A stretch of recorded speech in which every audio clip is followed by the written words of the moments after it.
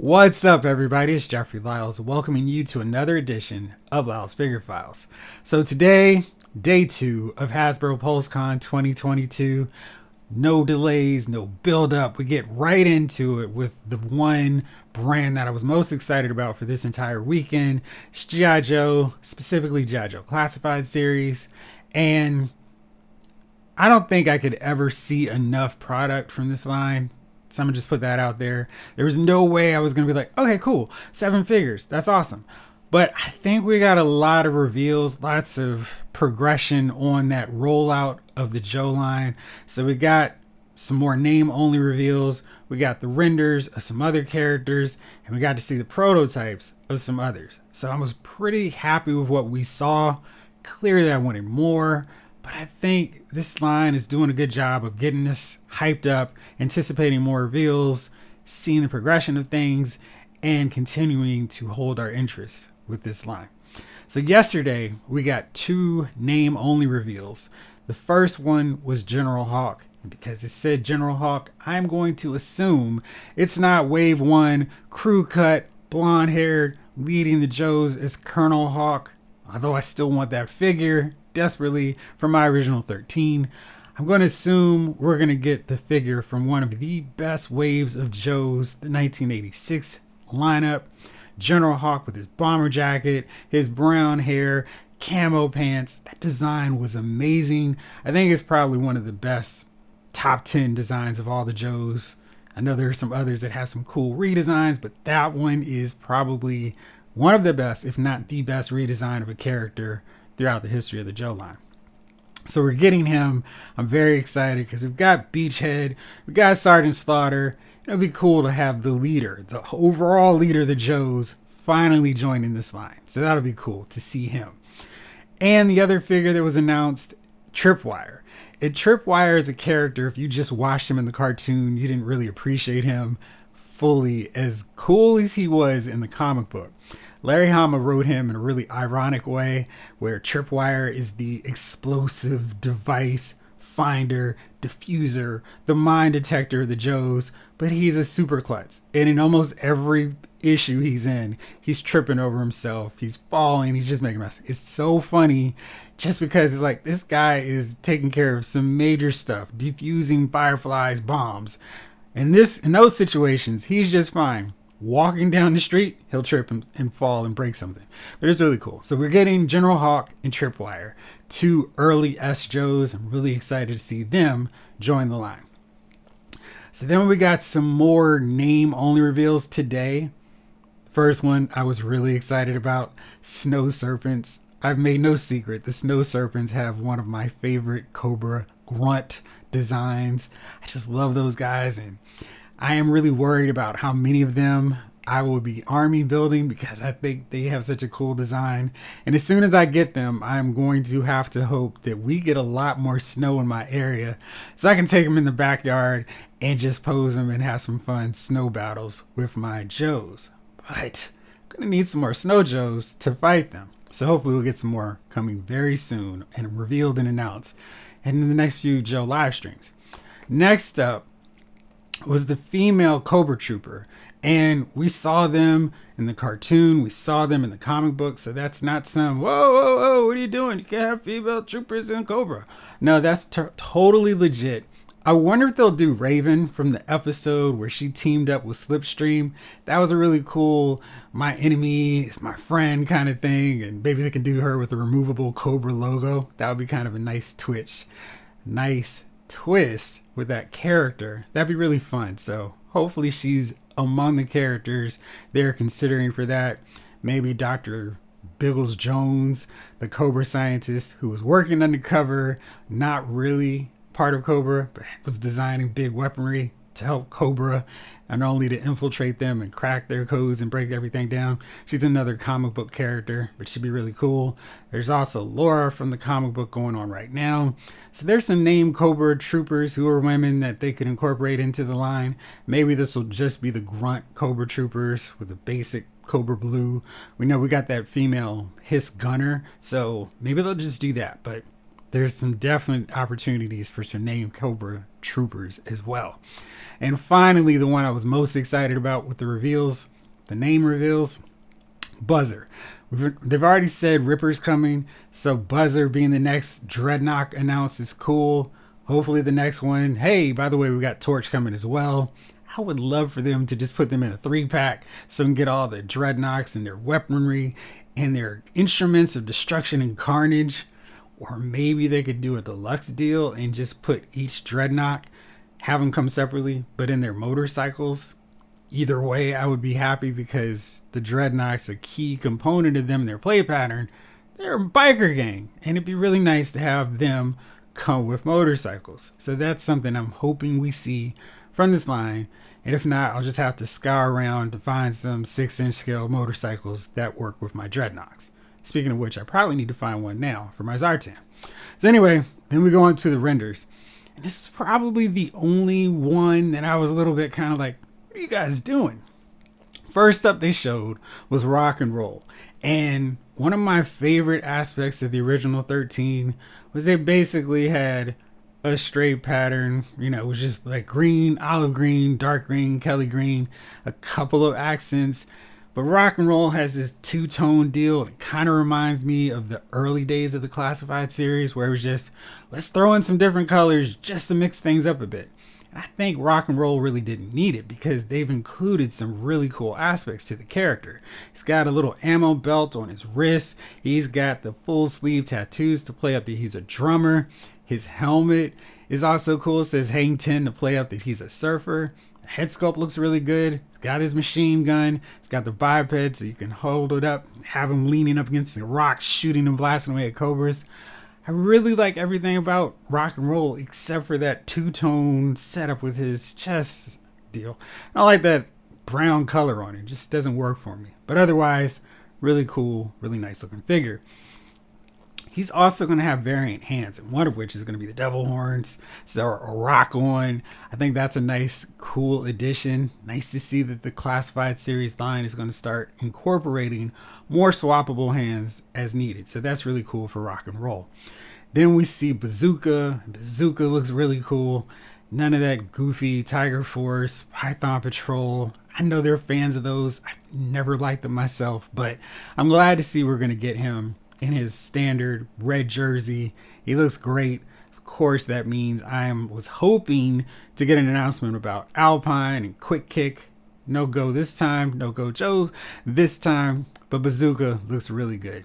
And then Torpedo. Torpedo looked great. I mean, there's so much gear with him. It's like, yes, this is a $25 figure worth of accessories. I think there's some others that I kind of feel work better at $22.99, but Torpedo definitely has enough accessories that I feel like, yeah, that was a good price for him. His head sculpt looks great. I mean, all that gear. And I like the fact that they have the boots with him, so even if he doesn't have the flippers on, he'll be just fine running around on a Cobra ship trying to figure out where everybody is.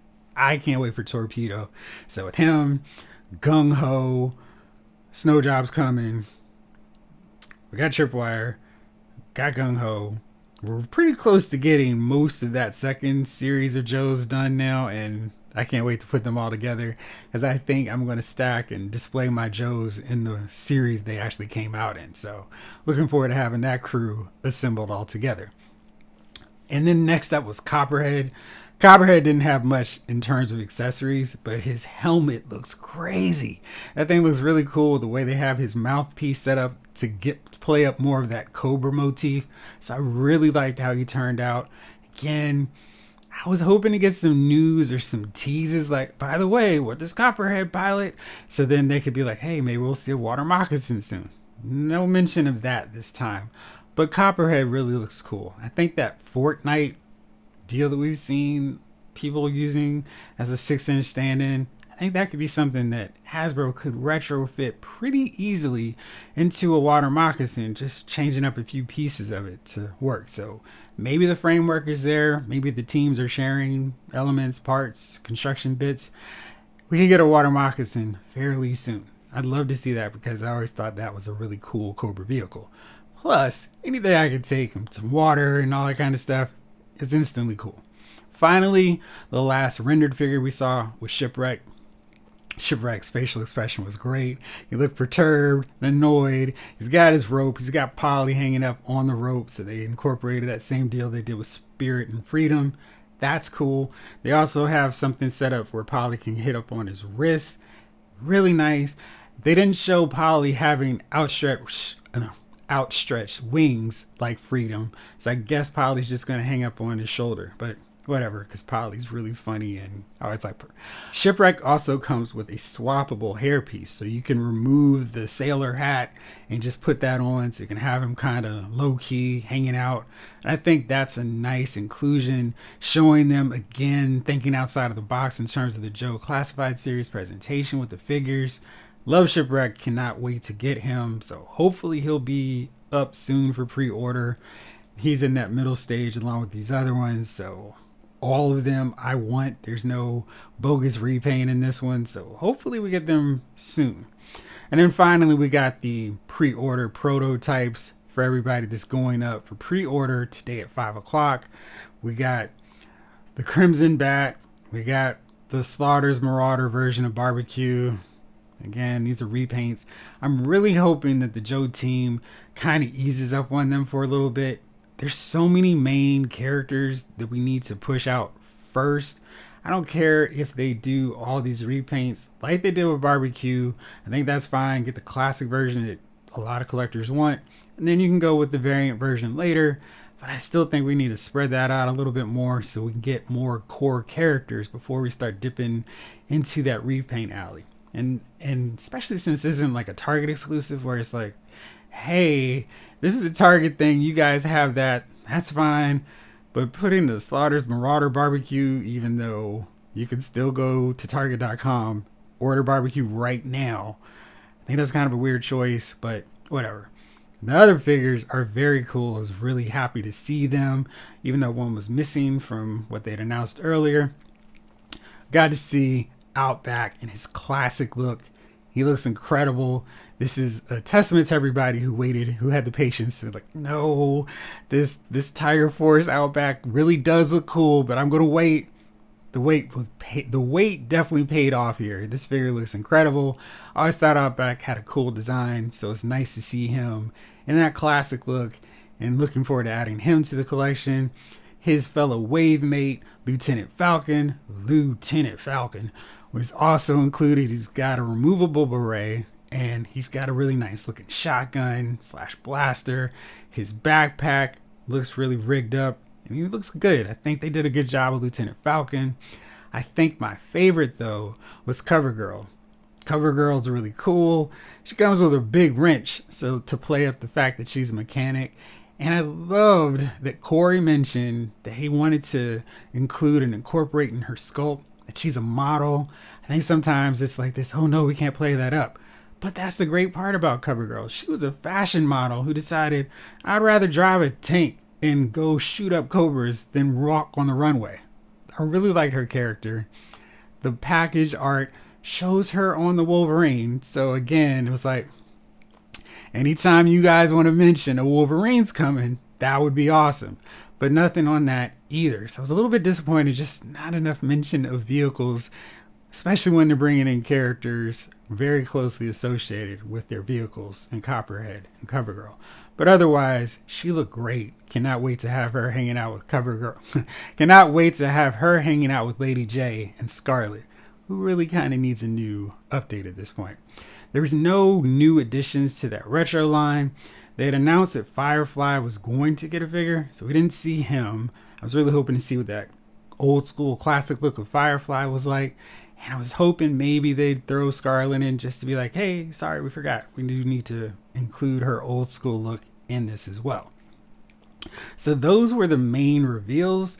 And then, of course, the PulseCon exclusive Serpenter, if you're Cleo. Looks amazing. Looks incredible. I mean, the detail on the sculpt is sick. And I cannot wait to see how expensive this guy is, because this is really going to, well, it's going to really, it's a situation where I feel like I'm willing to pay a decent amount for Serpentor. I think his air chariot looks good. It's got a good scale. It's got a good size. I'm just worried that Hasbro is going to see this as a, let's get him for every dollar we can on this, and let's charge way too much for Serpentor. So I hope this chariot is reasonably priced. We get a figure, we get the vehicle. Let's do it kind of around that same realm as those Target bikes with Breaker, Baroness, maybe $60, $70. Let's keep it to that threshold. I feel like I'm going to be disappointed, but either way, I'm still going to get Serpentor because he is essential for a Joe collection. And they knocked that figure out big time. So that was it for the reveals. I kind of wanted to see more. They did do some brief question and answers with content creators. The one that was really interesting was, hey, his tank sold really well. What about more vehicles, smaller scale vehicles? And this was interesting because at the last JoeCon, they had mentioned, hey, we're going to do a Trouble Bubble with the Televiper. So they didn't mention that. And they said, yeah, well, of course we know that the Joe brand is really synonymous with the characters and the vehicles are important to play. So we're looking at more vehicles that are smaller than the his tank that we can include in this. Clearly, Serpenter and his air chariot's a great example. I think the Fang also works in that smaller scale. The Skyhawk also would fit. The Armadillo. There are lots of small scale vehicles. I think the Shark would also fit in that category.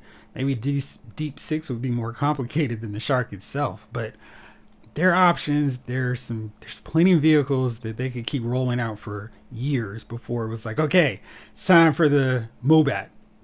It's time for Rolling Thunder. I mean, there's still a lot of good options with the smaller vehicles. I wish they had committed a little bit more to saying, yes, we're definitely going to have more of these vehicles. Here are some examples of them that you can see.